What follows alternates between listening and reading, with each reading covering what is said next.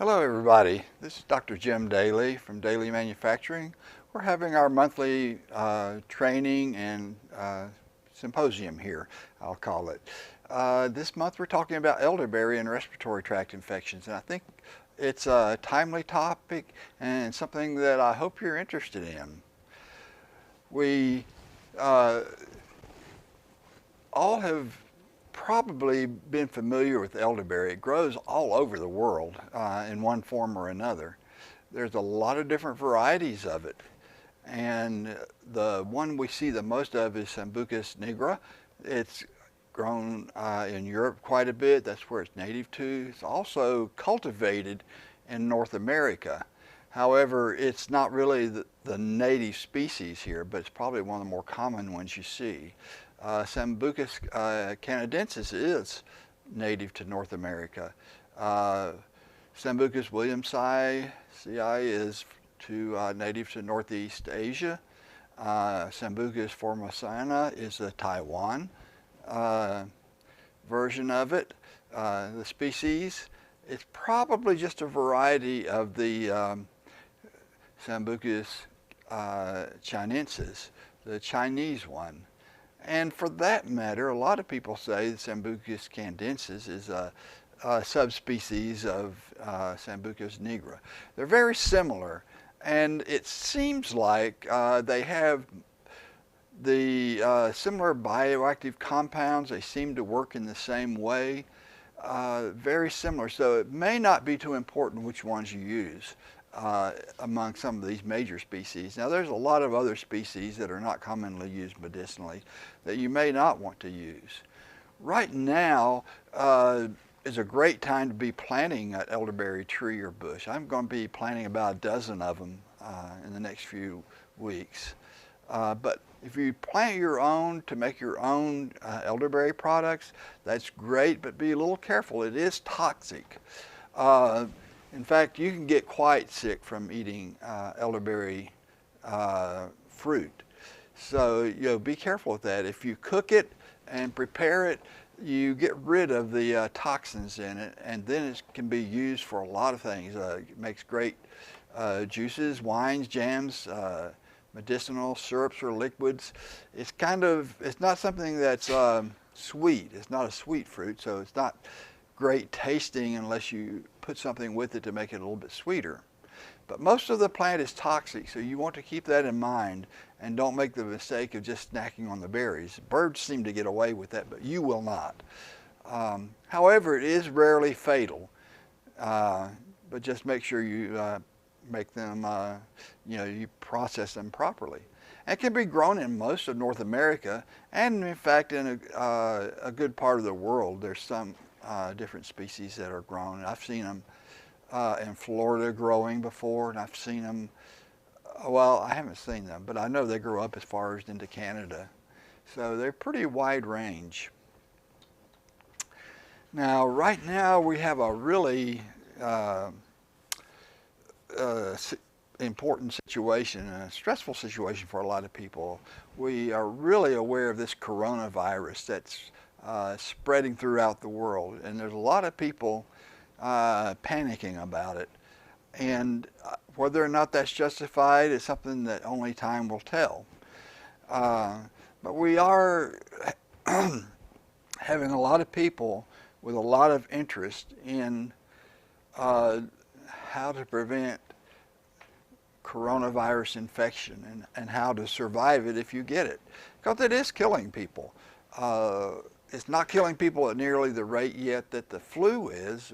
In the United States, we've had probably about 30,000 deaths in this flu season. That starts in the 1st of October, and right now we're into early March here, and the flu season is starting to wind down, but probably about 30,000 people this year will die of influenza. So that still, at this point, seems like a much more deadly disease than the current coronavirus. But we don't know where this coronavirus is going to wind down and what it's going to do. So there's a lot of uncertainty about it. Now, let's talk about viruses a little bit. We mostly get viruses from other people. The viruses are not alive. They can't live on their own. So you don't, bacteria, you can get it into something, it'll just sit there and grow and be more of it. Well, viruses don't do that. They don't grow. They will die off eventually. But they have to live in animals or people generally. Well, there's plant viruses too that live in plants for that matter, but they have to live in something else. They can't survive on their own. Viral infections, you try to prevent them by not inhaling them or ingesting them depending on the virus. That's how we usually get them. Washing your hands, not getting close to infected people is important. Wearing masks may help. Cleaning surfaces that you touch or other people touch is important. It seems like a lot of the spices that we eat really have antibacterial and antiviral properties. Eating more onion, garlic, and ginger is actually a good practice right now if you're worried about this.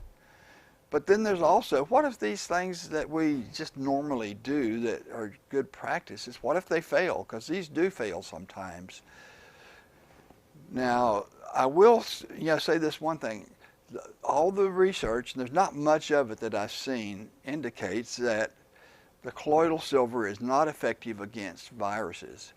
There was a research study published in the Journal of Complementary and Alternative and Complementary Medicine a few years ago, where they compared the antiviral, antibacterial, and antifungal effects of colloidal silver. The antibacterial effects were quite potent. They did a good job with the colloidal silver, did a good job with killing bacteria. It did a fair job with the yeast and molds and things like that.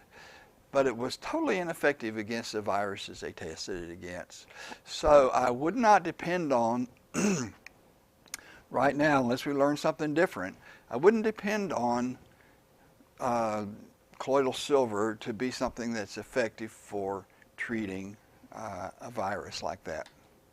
Now, there have been some studies about elderberry and viruses, however, and there's just a short rundown here, and we'll go through them. And silymarin, I put that in there. It's also effective, what we get from milk thistle. However, the second paper shows that it can help prevent entry into the lungs, the influenza virus. Thirdly, third paper shows that they can prevent virus from proliferating and spreading. These are in vitro studies or animal studies. And the fourth paper showed that it's effective against feline immunodeficiency virus. So it's pretty well shown in animals to be effective. There's also human studies. The top one there was pretty good. It showed cold duration. This was not the coronavirus, but the rhinovirus, which is related to coronavirus. Its duration in people. 2 or 3 milligram, 300 milligram capsules per day, standardized to 20% polyphenols from Sambucus nigra, shortened the duration of the cold by 2 days. And that's pretty important. That's a major effect. The second one down here was against influenza type A and B. There again, it was Sambucus nigra.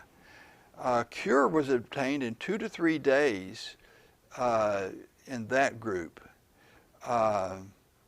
compared to 6 days in the untreated group. These were people who had already had the flu when they entered the study. So there again, it shortened the duration of the flu quite a bit. Another one with influenza type A and B, actually from the same group. Flu patients were given 15 milliliters elderberry soup or placebo syrup 4 times a day. It reduced the symptoms again about 2 days, just like the previous research. Finally, the bottom one, flu patients given 4 doses with 175 milligrams of Sambucus nigra extract. They treated 32 people with the extract and 32 with placebo. And nearly all the people were cured within 48 hours compared to only 5 in the placebo group. So again, it turned out to be pretty effective. So what do we know? And I'm going to wrap this up real quickly now. And then if you want to learn more about it in more depth, you can go on to our next stage, and we'll talk about this in a little more detail. The human research on elderberry for viruses looks promising, but it's limited. Those were only 4 human studies that I had there. Most of those studies were funded by companies that sell elderberry products. Now that's always a little bit of a cautionary flag when that happens, because even though this is done in university labs mostly, there's a tendency for those labs to want to give the companies what they want as far as the research sometimes.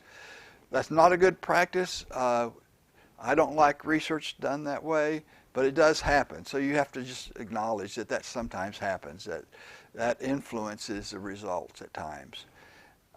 Nevertheless, results were pretty impressive. However, even beyond that, there's a lot more animal research with these viruses that's not funded by the companies. That's also very promising and looks very good. And a lot of mechanistic studies in cells to look at how it actually works and the mechanisms of how it works. And they are very good also. So all of the evidence combined provides pretty convincing evidence that elderberry is likely to be beneficial for combating infections. And with that, we're going to take a break. That's the sort of the bottom line of this research. We will go into some of this in more detail, and if you want to continue on, you're certainly welcome to, and we'll be starting again from the start and just going over that again briefly, and then get a little bit more into depth and a little bit of the mechanisms of how this works. So we'll take a break right now, and hope to see you in a little bit. Thanks.